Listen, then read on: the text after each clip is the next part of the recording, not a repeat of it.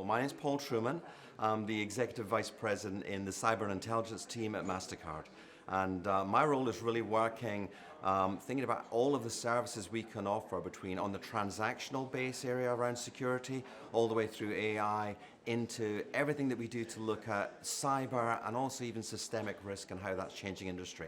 So people think we're all about payments. I think we've worked out over the last couple of days, people realize we do an awful lot more than that about the ecosystem. I suppose every generation of technology has always led to more opportunity. So what you're going to see with 5G is it's going to drive, that increased connectivity is going to drive increased commerce. And therefore there's lots of opportunities will exist around that. The challenge will always be trying to make sure that every time you bring a new technology on or you expand the technology, you do it in a way that keeps everybody safe, ensures trust is there. One of the good things that we're working, especially between ourselves and mobile operators and the GSMA, is thinking about how the intelligence that you get out the data can really enhance trust over the long term, because that's going to be critical. Consumers need to move from things they know that are tangible today into new technologies and do it seamlessly. Matt's the Director General said in the first, within a minute, he said connectivity is everything, but collaboration is critical. And that's the critical piece we're trying to get over, is you can have the connectivity, but we're going to have to learn how to collaborate better. And already between governments and regulators, how that's playing, telcos and ourselves, we're the touch points that enable an awful lot of connectivity across the world. Another point is, understand, is the criminals have sussed this too. So the criminals today are now, cybercrime's now worth 6 trillion worldwide. It's estimated to be 10.5 trillion by 2025.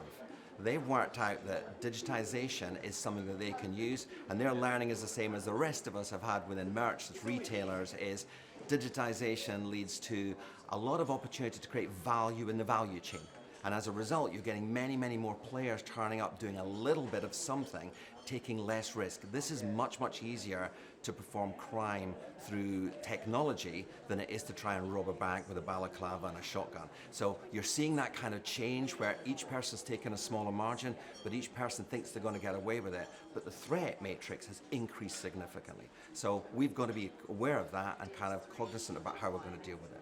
I think that the greatest challenge always on new technology is being able to plan ahead and think, when this technology becomes available and becomes mainstream, what sort of securities, protocols do we need to be in place to make sure that everybody uses it and trust is retained in the ecosystem?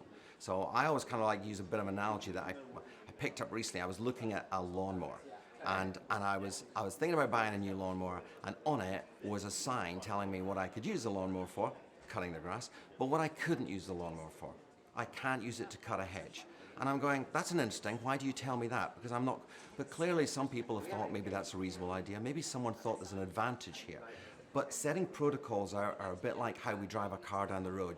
You've got to follow the rules. If you decide unilaterally to drive on the right when everybody else is driving on the left, we're going to have a problem. So setting out the protocols, putting the standards in place, and making sure everybody works as one means it's a much safer ecosystem. And that's got to be the critical part going forward, is not just deliver of the technology, but understand how the unintended consequences of the technology not being used in the right way. Because it can very quickly erode trust and damage the system, and then it leads to other people saying, well, why are we doing this? Let's switch it off. And we're seeing a little bit of that at the moment. We saw it on crypto a few years ago, and we're seeing a little bit of that at the moment about OpenAI. So as much as you think there's a great opportunity, and it is, there's people that are worried. And you need to make sure that you've addressed all those sort of concerns up front. So that's the critical part, is joining the idea of when the technology will come with the protocols to make sure it's safe.